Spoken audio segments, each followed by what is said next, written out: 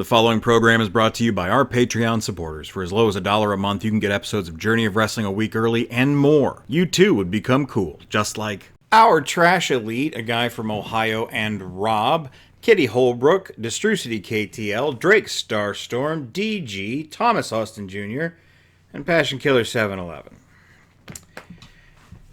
What has been crumping with you, my friend? You know, crumping has been pretty light of late. Light crumping? Nothing super new. I'm partially through a big fantasy book series. Oh, that's nice. Yeah. I still playing a lot of Marvel Rivals. That's good. You enjoying it? Yeah, the other games I was playing sort of fallen off because they require more mental investment, and I've had some other stuff going on that makes that hard to come by. But Marvel Rivals fills a good gaming itch. That's nice. I'm glad for you. I am Eric J. Chucky, by the way. This is The Boy. What's been crumping with you, bud? Well, for a long time now, I've been re-exploring my interaction with media, right? You and I have talked away from the podcast very long and in depth about how we change as we age. And early in our lives, we have overinvestment, perhaps, in media that we feel defines us. You know, it messes with me a little bit that when I was a kid, I really loved Star Wars. I loved the magazine, or rather, I had a subscription to the magazine. I collected the action figures. I read some of the novels. And, of course, I loved the movies. But now as an adult, I really struggle to figure out what it was I liked about Star Wars in the first place. Like, on its face, I understand that there are cool laser swords and awesome aliens and neat space battles and stuff, but it just doesn't thrill me like it used to. And it used to really thrill me. And that is an example, a micro of the macrocosm of a journey I've been going on for about 8 years now. Learning as I go. Part of that, I think we mentioned this in the last What's Crumping, is I was going through almost every game on Game Pass recently. I'd say about 75% of them. I ignored the Gears of War, Halo, and many of the sports games. But otherwise, I gave pretty much everything else a shot, and just trying to re-understand what I like about video games, because I'm so far departed from being able to see a game and look at it and go, I think I'll like that. And then I play it, and I do. Sometimes it happens, but it doesn't happen a lot more now. And something about that has been true for much longer than this most recent re-examination of my identity is that I don't feel attached to comedy, usually. Comedy films, sitcoms, stuff like that. It just doesn't... After a certain point, I don't really enjoy it, timeline point-wise.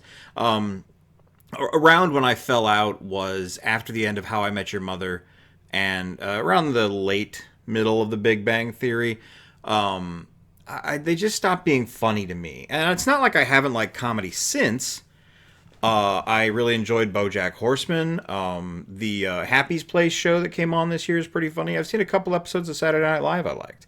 Obviously, a lot of the web shows I watch are humor-based. And, they're usually like Let's Plays or podcasts or something. But people say things on there that are funny. And I laugh. It's not like I don't experience joy or mirth or humor. But something in me changed. From someone who enjoyed films like Basketball and Dirty Work to just not even understanding why those jokes might be funny. I'll give you another example. I know I'm talking a lot here, but bear with me. I'll give you another example. Like many of us, I find myself trying to scroll through the last remaining social media website I look at, which is Instagram, and find some sort of joy there to pass the time during down parts of my day or toilet.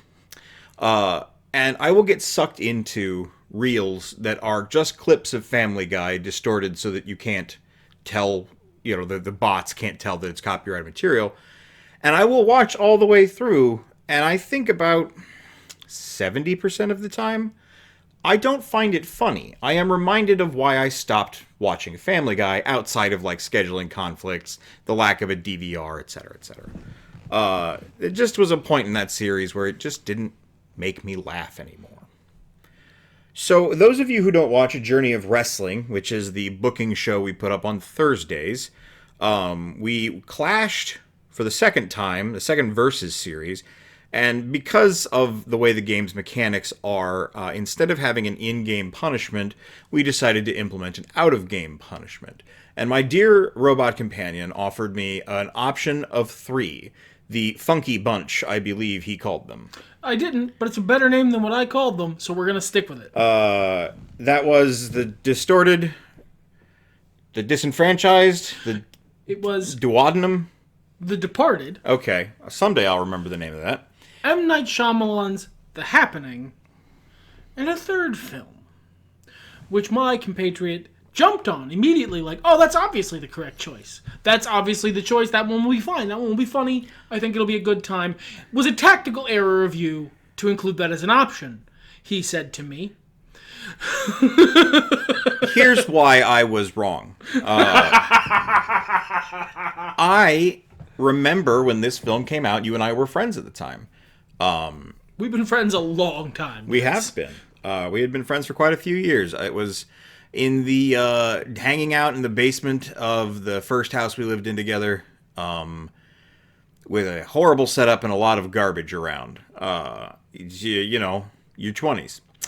And, I remember the Thunder Buddies song. It was amusing.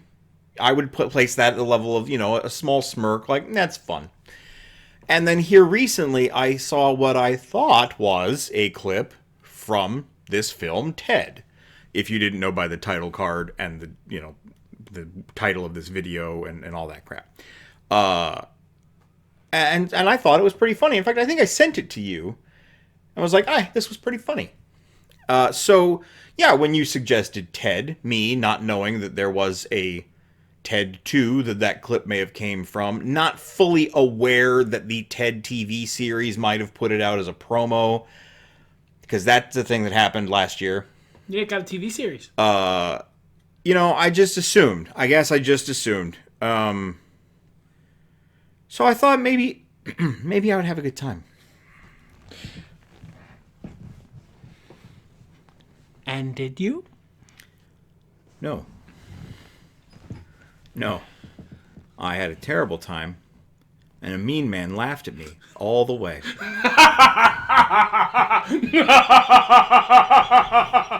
And I'm going to be the one who's probably talking most here, I feel. I'm very busy, you see. Sure. So, let's kick this off with, why don't you give your genuine, please, for the sake of the listener. Why don't you give your estimation of this film, your appraisal of this film? I will give you 2 appraisals. The first is my appraisal of the film in a vacuum. The second is my appraisal of what it's like to watch the movie if someone else is watching the movie who doesn't like it, and you are free of the social expectation of, oh no, I suggested this, now he doesn't like it, now I'm a demon. That's a win condition for you. If you have that freedom, that's 2 different experiences. So, first, this movie's mildly amusing. It is a series of pretty okay Family Guy jokes. He limits himself to a respectable, I believe, 2 cutaway gags in the movie. That's very restrained for Seth MacFarlane. I appreciate that. I know that took restraint. And it has a couple lines that I genuinely think would have made me chuckle even if I was watching the movie alone. I had 3 real laughs out of this film. 1 almost laugh in addition to that. And the rest of it is amusing. I think the kind of thing that would be like, oh, a funny TikTok. I exhale slightly more forcefully out of my nose, and I move along. I'd say this is an hour and 40 minutes. It is a little long. There's a couple scenes that probably didn't need to be there. But I'd say it was a mildly amusing film. I did not dislike this movie, even by itself. I don't think it was very good, but it's... Fucking look at it. That's too high a bar. So this is the thing. It's not like I don't like Seth MacFarlane. I did enjoy Family Guy for a long time, and I look back fondly on a lot of episodes, not just because I watched them, with my best friend you, and we enjoyed them together, but like they were just fun and interesting and had some good gags. And every now and then, hey, 30% of the time, I do laugh at those Instagram reels. I really liked the first season of The Orville. We never finished watching it, and the show was never going to get finished, so who really cares? But it was a fun, modern, blue-collar take on Star Trek that still managed to hit the Star Trek vibe. It was earnest. We have a podcast on that. I don't think it's one of the ones I've taken down. So long ago, I couldn't even speak to what I said. So you can try to find it, but we liked it, and we reviewed it well there. So it's not, I don't have anything against the guy necessarily. It's not like I went into this being one of those people who, as is the in vogue thing to do right now, hates Brian Griffin the way people used to hate Ross Geller 10 years ago. Yeah, and so I'm sure it'll be some other person in 10 years. I do want to give my second... Oh, I'm so sorry. Yes, please continue. If you have someone for whom, say, like, if they lost a bet and have to watch this movie now, and you were the one who made them do that, this movie fucking rips. This is the funniest shit in the whole world. It is the best movie. I don't think there was a 5-minute section of this movie where I wasn't very fucking amused. But I feel like that's giving the movie credit it doesn't deserve. You know how they say basically any video game is fun if you're playing with friends? It's that. Only if you dine on pure suffering. I don't always. If you don't like to make your friends feel bad on purpose for an hour and 45 minutes. This is the future you chose. This says the runtime is 1 hour and 6 minutes. I don't believe that. No, it's 1 of 6 minutes. Okay, that makes more sense.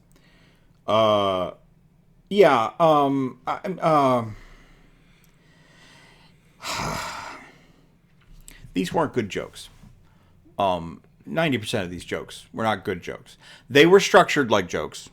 And this is my criticism of a lot of humor that I come across that I am told is very funny, and I see it and I understand. I'm being pedantic here a little bit, what's the word I'm looking for? Hyperbolic as well. But they did indeed say knock knock, and then the other guy said who's there, and the first guy said a noun, and the second guy said a noun who, and the first guy delivered a punchline. They were structured as a joke is structured. I will not take off points for technical craft.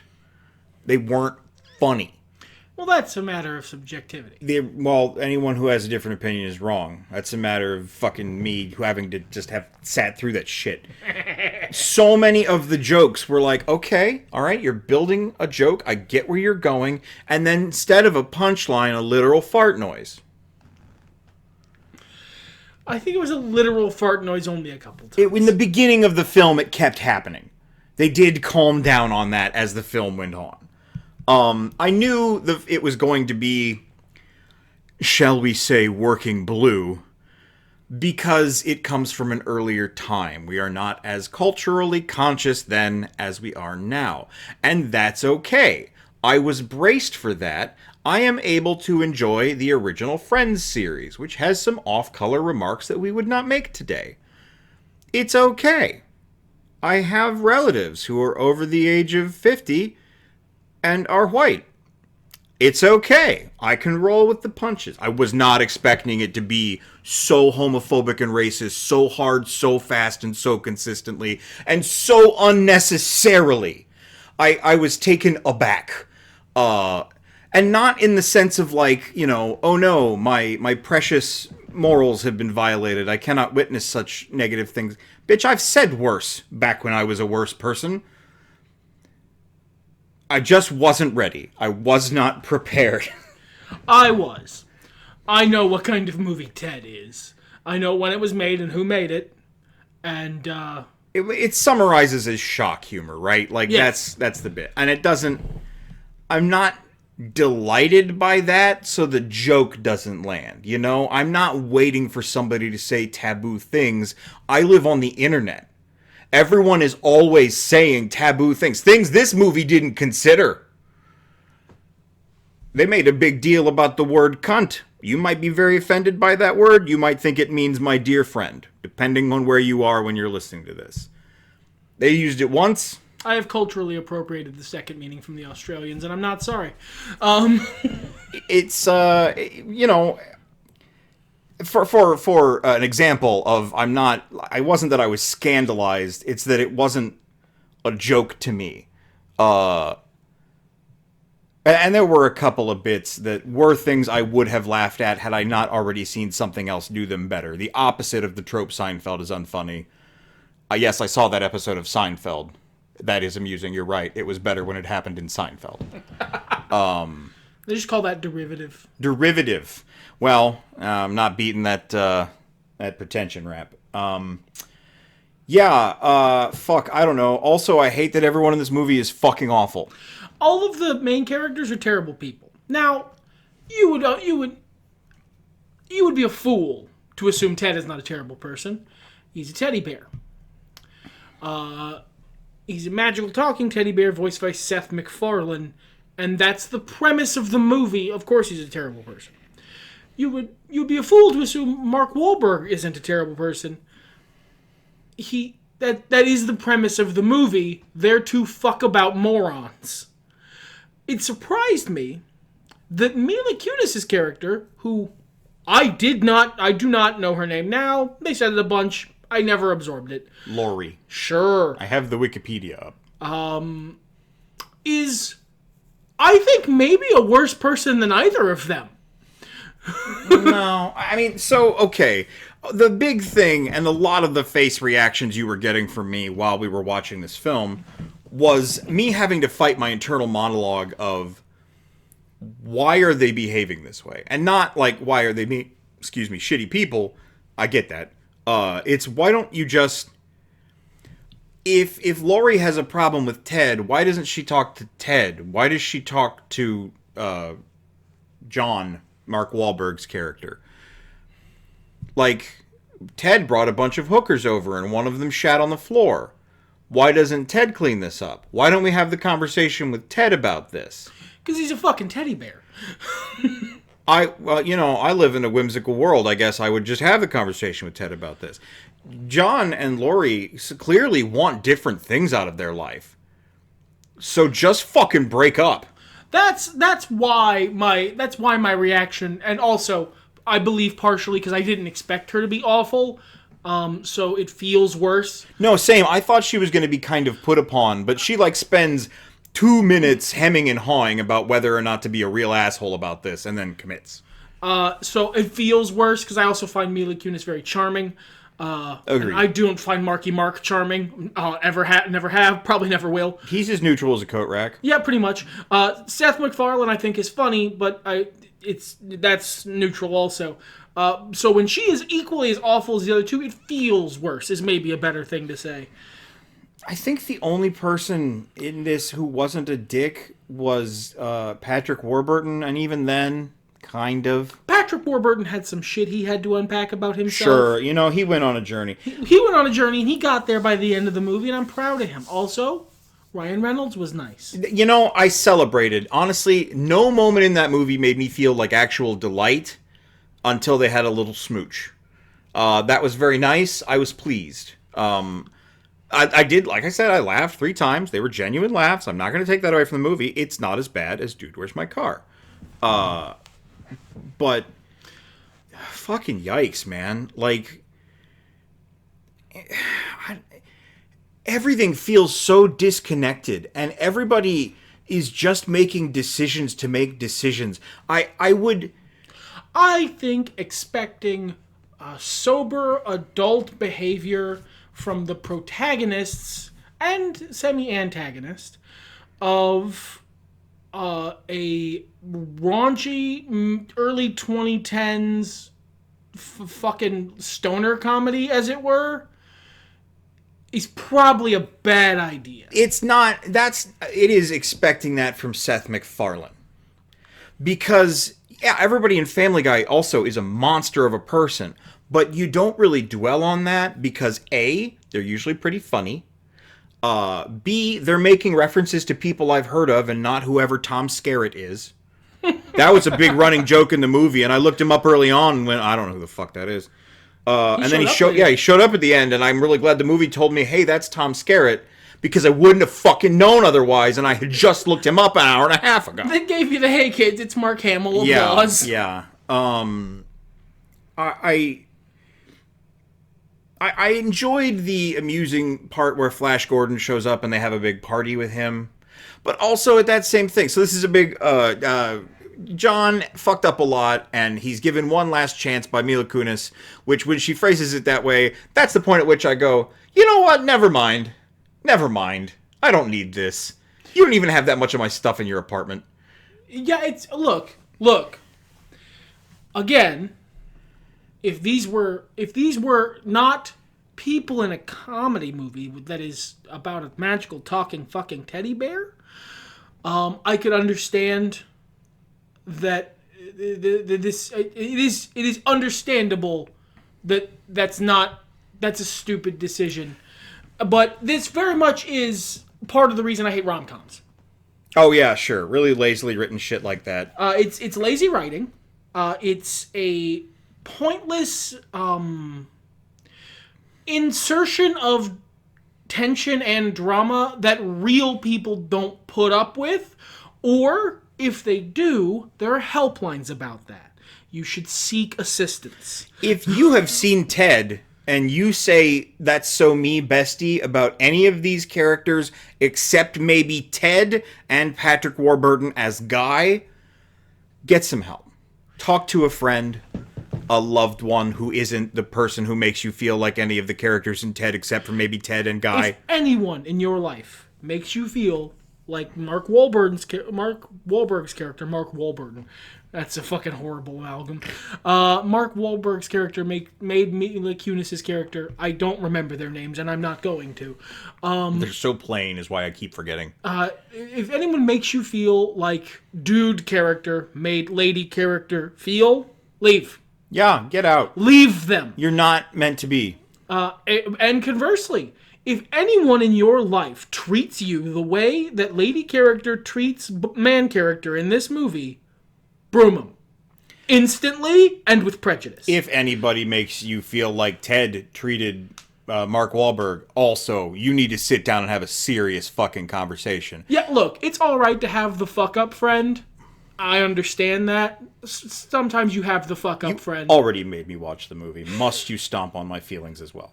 No, in this scenario, I'm the fuck up friend. Oh, okay. Sorry to steal that joke from you. Please continue. Yeah. But it's... You gotta... There's a line, right?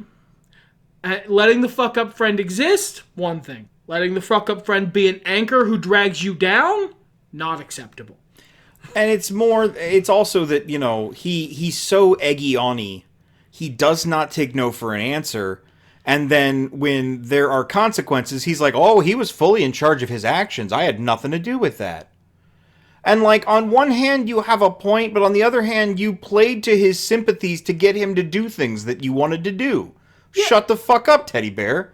And his response is, I'm a fucking teddy bear. That's the thing. The movie plays very fast and loose with whether Ted is a person in his own right or a walking allegory. I mean, sometimes we're both.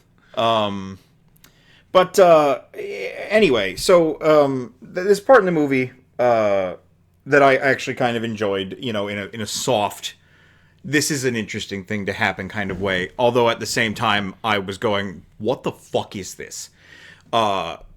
Ted is having a party at his own apartment, which he had to go to. Flash Gordon is there.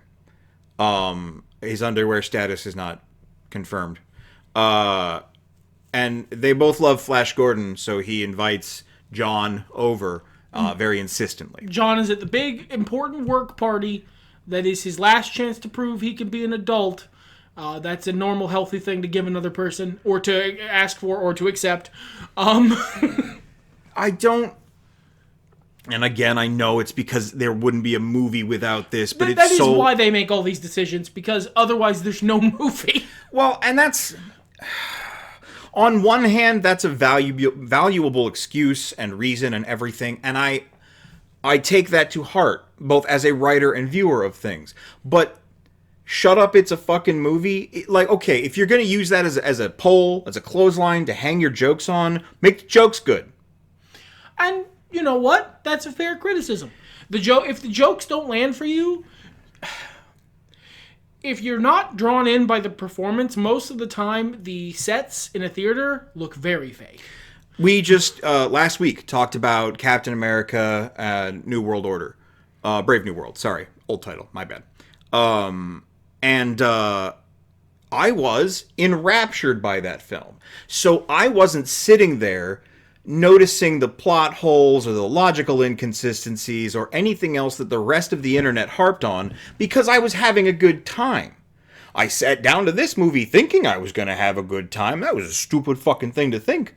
But it didn't hook me. So I am sitting there going, why don't you just tell her your childhood hero's actor is at Ted's party? Well, because she absolutely wouldn't have given a shit.